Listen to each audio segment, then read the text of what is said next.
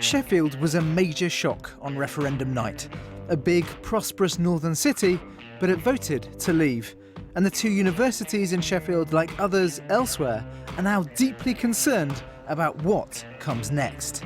British universities get around 5% of their students from the EU, around 15% of their staff, and around £800 million a year in research grants.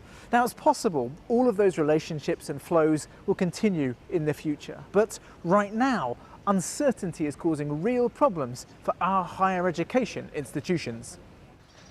One Vice-Chancellor has broken cover exclusively for Newsnight to reveal a major problem.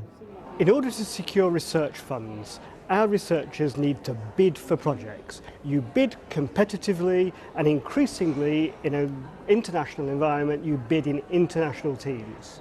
Since the referendum result, of the 12 projects that we have people working on for submission for an end of August deadlines, on 4 of those projects, researchers in other European countries have said that they no longer feel that the UK should be a partner because they don't have confidence in what the future is going to hold.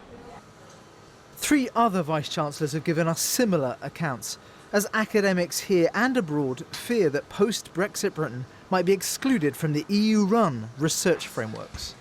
There are 2 principal risks. One of them is the international engagement that our leading researchers have. The other one is mobility for younger researchers. So for our established researchers, because they're part of international networks at the moment, they not only know what's being published, but they know what's going on at the lab bench with their leading colleagues elsewhere, and they know why decisions are being made about which particular lines of research should be pursued. For the younger researchers, the key thing is the opportunity to work in more than one research environment. So as well as their experience of working in another country, they build up new contacts with those networks, and those then support their research in the future. And we're going to miss out on both of those things. Now, that need not be the case. Norway and Switzerland are out of the EU, but inside the science framework. But the uncertainty is painful, and university research really matters. We get quite a lot of research funding from the EU across a whole range of areas, and we collaborate with all the EU countries. But one example of this is our Insenio Research Institute, which is looking at how to develop cures for motor neuron disease, for example, and other neurodegenerative disorders. So I think we wouldn't be able to do that research at that level without the funding from the EU. Now, you might be expecting that, but what about this? Stuff that both of Sheffield universities called EU-funded research also supports local, high-tech manufacturing jobs. We've had a big impact. We employ ourselves 560 people. We turn over 50 million a year. We work with British companies and companies in South Yorkshire as part of the supply chain to big companies like Rolls-Royce, Airbus and Boeing. We train 250 apprentices a year with 195 small companies in this region. Those are all good quality jobs.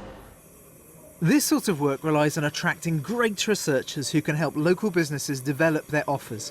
But Vice-Chancellors already have case studies of prospective staff deciding not to come to Britain, and they fear losing students. I'm really comfortable here, but since the last vote, all the people from Spain that they don't know how it's working here, they are quite worried about that. They are quite worried about my situation. They don't really know what could happen to me here. They don't really know if people is still nice or they can be more rude and they don't want us here. Britain may stay half in the EU science infrastructure. We may take another path. Some Leave campaigners hope to up UK science spend. But academics need to know. For them, this is a particularly chilling interregnum.